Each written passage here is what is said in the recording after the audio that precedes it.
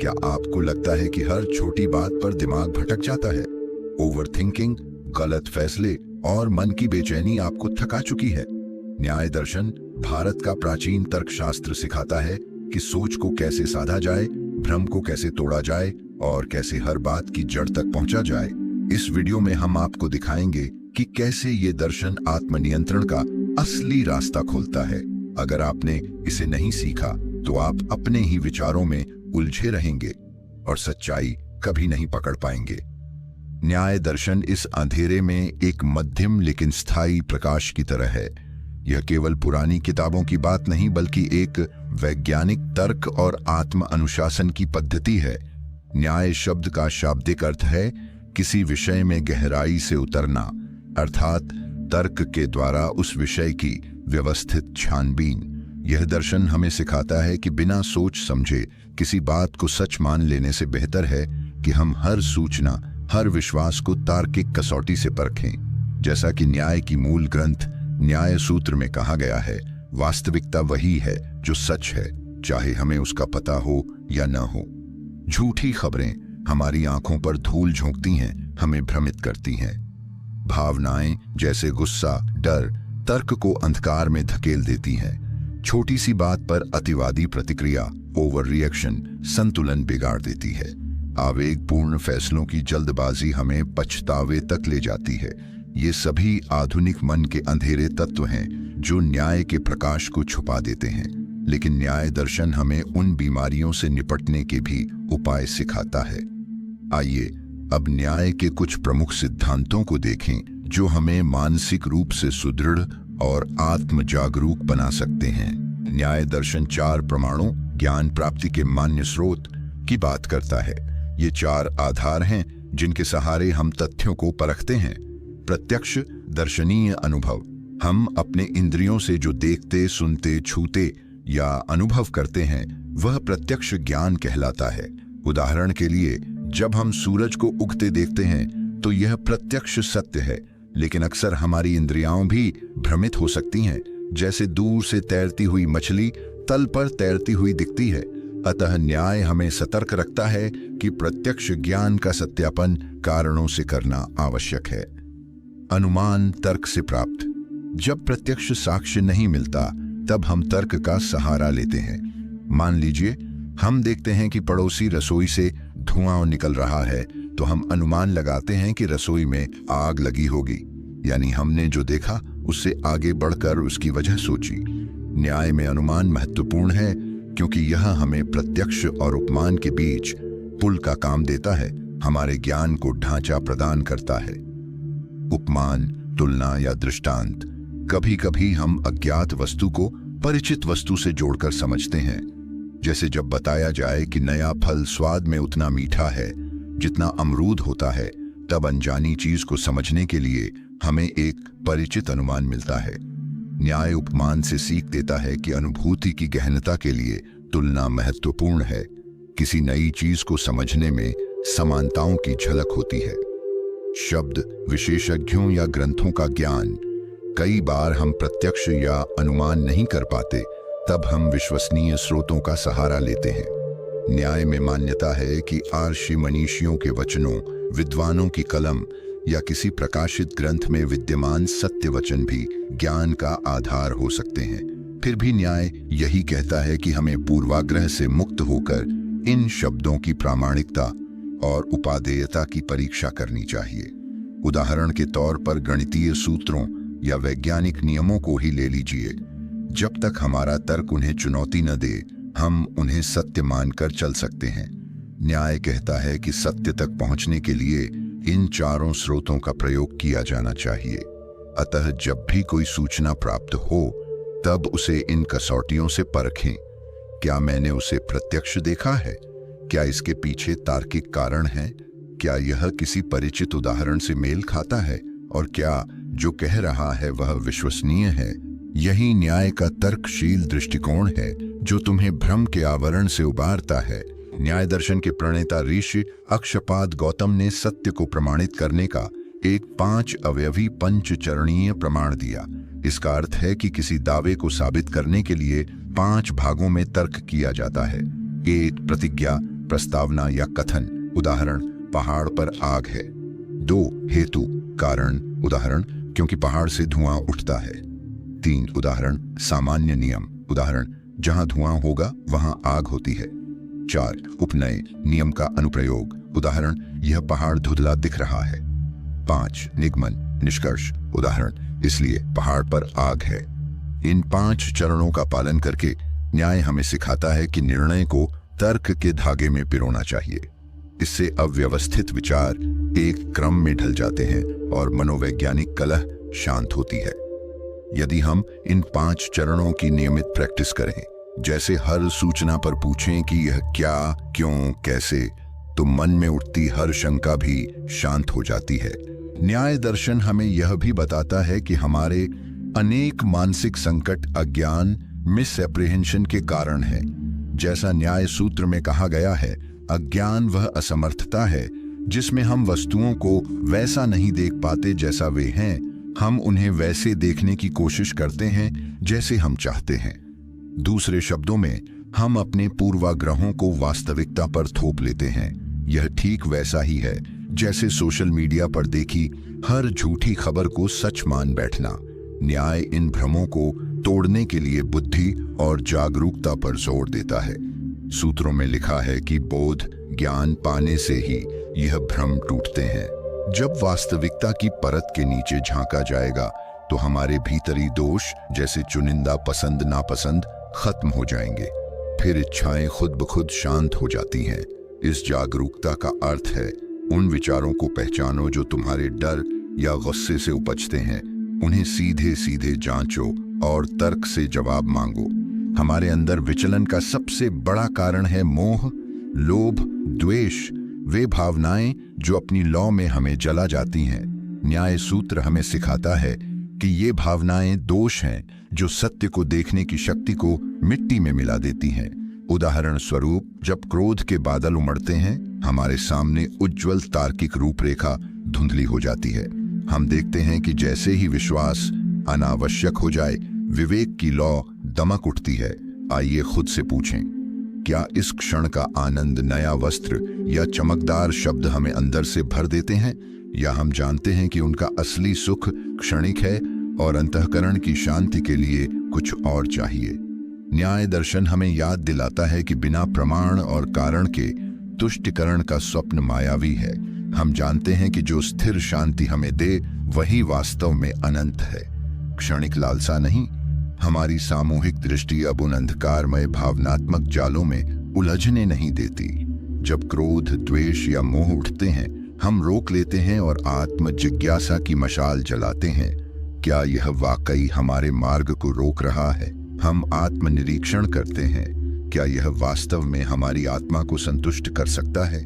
निष्कर्ष यही निकलता है कि असल सुकून प्रमाणित सत्य की प्राप्ति में है, भावना की जिद में नहीं।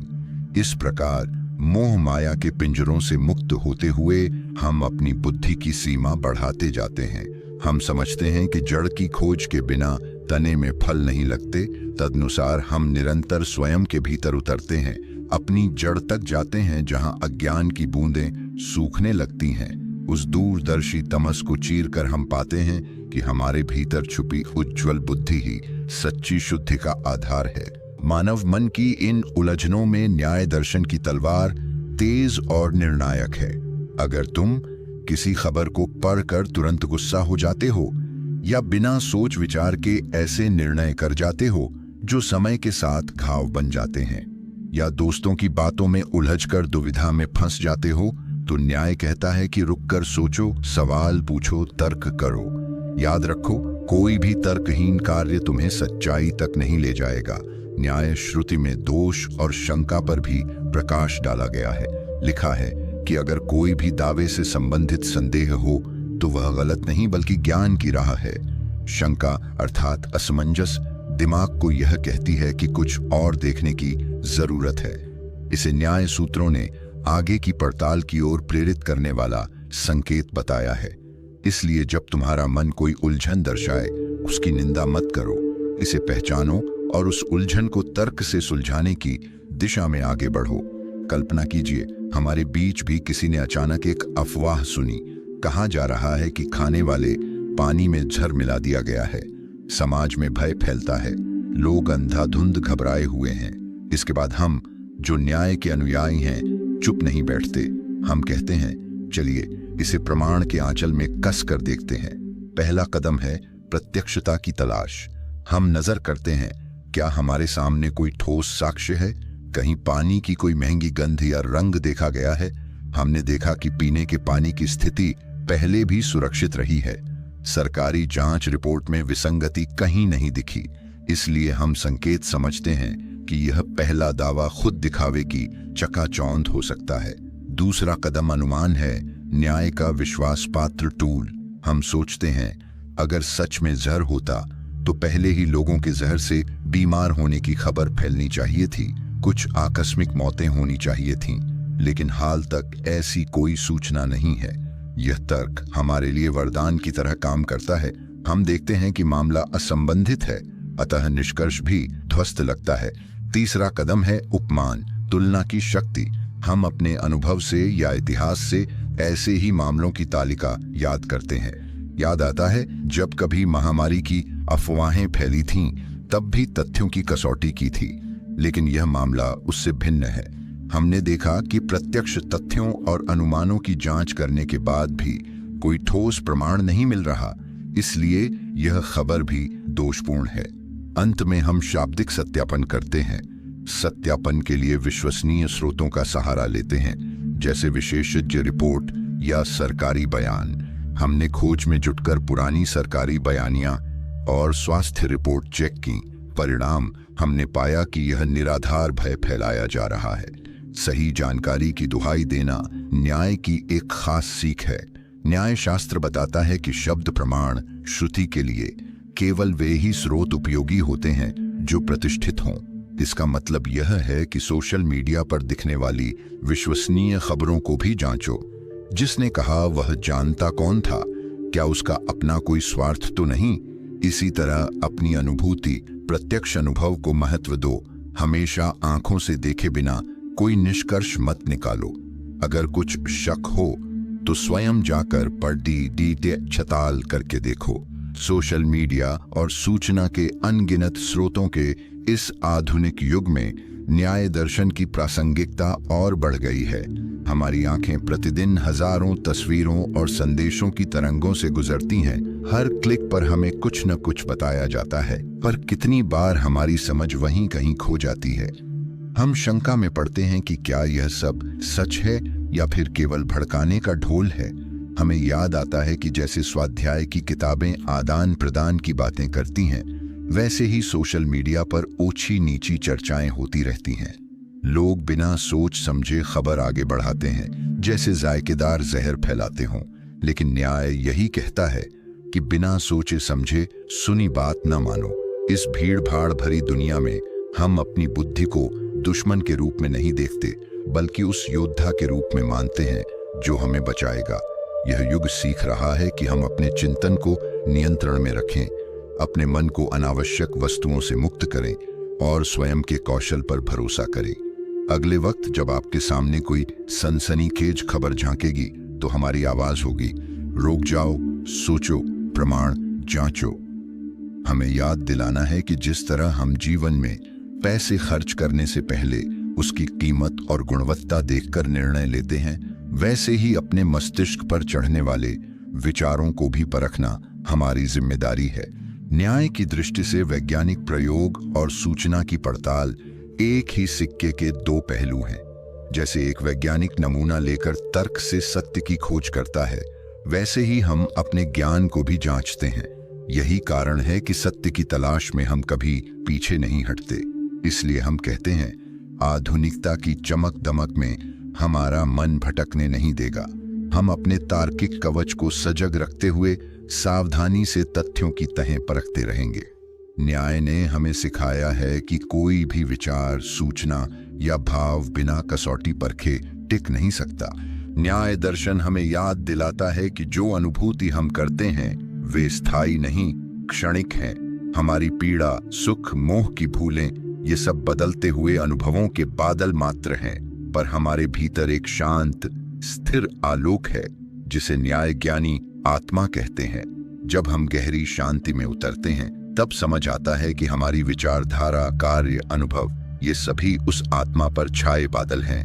न्याय के विचार में आत्मा एक परम सत्य है, भौतिक अंगों से अलग एक विशुद्ध तत्व।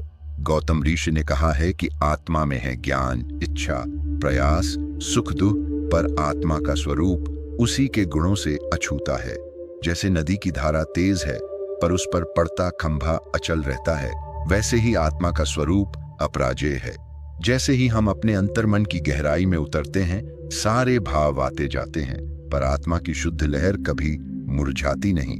हम अपने इस स्थिर केंद्र को पहचानने की कोशिश करते हैं। उदाहरणतः जब क्रोध उठता है, हम स्वयं से कहते हैं, क्या यह क्रोध वास्तव में हम हैं या फिर मेरे भीतर की वो तड़कती हुई लहरें हैं? इस आत्मनिरीक्षण की मशाल से हम देख पाते हैं कि आत्मा में गुण अवश्य है, ज्ञान, इच्छा, प्रयास, सुख और दुख, पर इन गुणों से आत्मा की असलियत प्रभावित नहीं होती। न्याय में मुक्ति केवल आनंद का रूप नहीं है, बल्कि आत्मा की वह अवस्था है जहां यह अपने आत्म स्वरूप में लौटती है। हम देखते हैं कि जब आत्मा चेतन बनी रहती है तब दुख पिघल जाते हैं और सत्य अपने आप स्पष्ट हो उठता है। इसलिए न्याय का ज्ञान हमें उस मार्ग तक ले जाता है जहां अज्ञान और विक्षोभ को हमारे भीतर की अटल शांति में विघटित किया जा सके। एक बार और हमारी कहानी में हम खुद को एक ऐसी परीक्षा में पाते हैं जब एक मित्र ने प्रश्न उठाया कि यदि ग्रह नक्षत्र का असर होता है तो क्या हमारी सारी मेहनत व्यर्थ नहीं जाएगी? उसने सुनी सुनाई बातों को महत्व दिया था और उसकी आंखों में भय के घटक मंडरा रहे थे। किंतु हम जो न्याय के अनुयायी हैं, चुप नहीं बैठे। हमने पूछा, क्या है आधार? सबसे पहले हमने प्रत्यक्ष को देखा। हमारे ग्रंथों में, विज्ञान में यह लिखा है कि हमारा भविष्य हमारे कर्म और निरंतर प्रयास पर आधारित है, ग्रहों पर नहीं। हमने सोचा कि क्या वास्तव में हमारी नियति ग्रहों से तय होती? वह तो हमारी अपनी मेहनत और संकल्प है जो अतीत को बदलती है। इससे हमें संकेत मिला कि यह तर्क संसाधनहीन हो सकता है। फिर हमने अनुमान लगाया, यदि आकाशीय नक्षत्रों का प्रभाव इतना निर्णायक होता तो दुनिया भर की योग्यता, प्राप्तियों और आविष्कारों की कहानी कुछ और होती। हमने देखा कि जितनी बार भी खगोलीय बातें छिड़ती हैं, उनका वैज्ञानिक प्रमाण कभी नहीं मिला, बल्कि हमारे निर्णय और कर्मों ने समाज को आगे बढ़ाया है। इस तर्क ने हमें समझाया कि यह कहानी संभवतः आत्म प्रेरणा की कमी से उपजी अफवाह भर हो सकती है। हमने तुलना, उपमान की कोशिश की। याद आता है, बहुत से लोग कहते थे कि किस्मत के लिए वे कुछ विशेष दिन देखते हैं, लेकिन हमने देखा कि कई बुद्धिजीवियों ने इन बातों को तार्किक नजरिए से खारिज किया है। अगर हमारी प्रगति वास्तव में ग्रहों पर निर्भर होती तो आधुनिक विज्ञान के ज्योतिर्विद भी ग्रहों को ही दोष देते। अंत में हमने विशेषज्ञों की बात सुनी, पर उसे भी न्याय की कसौटी पर कसते हुए हमने पुरातन विद्वानों के और आधुनिक विज्ञान के मतों की तुलना की। आखिरकार हमने पाया कि जो मित्र ग्रहों के भय से घबराया था, उसकी पीड़ा अज्ञान और संदेह के कारण थी, न कि खगोलीय बलों के एकांत संचालक होने से। इस पूरी मुलाकात में हम न केवल उस मित्र को सांत्वना देते हैं, बल्कि अपनी आत्मा में भी उस क्षमता को जगा लेते हैं जो अज्ञान के अंधेरे में उजाला दिखाती है। जो भय घुलता हुआ था, वह हमारी संयुक्त बुद्धिमत्ता के प्रकाश में धूमिल हो गया। इस तरह न्याय की अनुगूंज हमें बार बार सिखाती है कि सच्चाई किसी भी अंधेरे विश्वास से परे है। वह हमारी बुद्धि और मेहनत की रोशनी से ही जगमगाती है। इस यात्रा में सबसे बड़ी शक्ति है खुद पर सवाल उठाना और स्वयं को सुधारना। तुम अपने भीतर झांकने वालों का सामना करो। कौन सी आदतें तुम्हें झंझोड़दाच रही हैं? कौन सी पूर्व धारणाएं तुम्हें बांधे रखती हैं? न्याय दर्शन कहता है कि इन जाल को पहचानना स्वयं में आधी जीत है। उदाहरण के लिए, यदि तुम्हारी कोई प्रतिक्रिया स्वतः आती है तो खुद से पूछो, क्या मैंने पूरा तथ्यों को देखा? क्या मेरा तर्क साफ है? ऐसा करके तुम आत्मिक अनुशासन की ओर कदम बढ़ा रहे हो। हर क्षण हम अपने अंतर्मन से हाथ मिलाते हैं, कहते हैं हम शांत हैं, हम जागरूक हैं। यदि कोई विचार खलबली मचाता है तो हम आत्म जिज्ञासा की रोशनी जलाकर उसे जांचते हैं। हमें पता है कि हर दावा, हर भाव, हर खबर को प्रमाण से देखना हमारा धर्म है। यह सुनहरा आह्वान है कि अब हम अपने सिर को झुकाकर नहीं रखेंगे। हम अनुशासन के पथ पर चलेंगे, जहां हमारा मन न्याय के सिखाए हुए नियमों पर आधारित होगा। हमारी इच्छा लालसा या कटुता की मोहताज नहीं, हम स्वयं को आकाश की शांति में डुबो देंगे। जब हम ऐसा करते हैं तो अंधेरे की राहत टूटती है। सत्य की यात्रा में हमारा आत्मबल जागृत होता है, जैसे सुबह की हल्की किरणें अंधेरा छांट देती हैं। विश्वास पैदा होता है कि जितनी बारीकी से हम तर्क का प्रयोग करेंगे, उतना तेज हमारा विकास होगा। न्याय की बातों को सिर्फ सुना मत करो, उन्हें अपनी जिंदगी में उतारो। जब भी कोई इच्छा तुम्हें घेरने लगे या कोई गुस्सा तुम्हें बहकाए, तो एक पल रुक कर सोचो, न्याय मुझे इस स्थिति में क्या सिखा सकता है। यही न्याय की दर्शन विद्या की सीख है। भावनाओं का गुलाम बनने के बजाय उन्हें बोध से ढाल लेना। अब तुम्हारे हाथ में चुनाव है। अपने विचारों के प्रति सजग रहना, हर सूचना को जांचना और तर्कसंगत बनना, यह सब तुम्हारे हाथ में है। न्याय दर्शन की तलवार उठाओ और अपने भीतर की अज्ञान की परतें काट डालो। यह अंधेरे से प्रकाश की ओर चलने की राह है। जैसा कि गौतम ने कहा है, वास्तविकता अपने स्वरूप में सत्य है। चाहे तुम उसे जानो या न जानो, वही सच है। अब तुम्हें तय करना है कि तुम सच की राह पर चलोगे या अंधविश्वास के चक्र में फंसते रहोगे।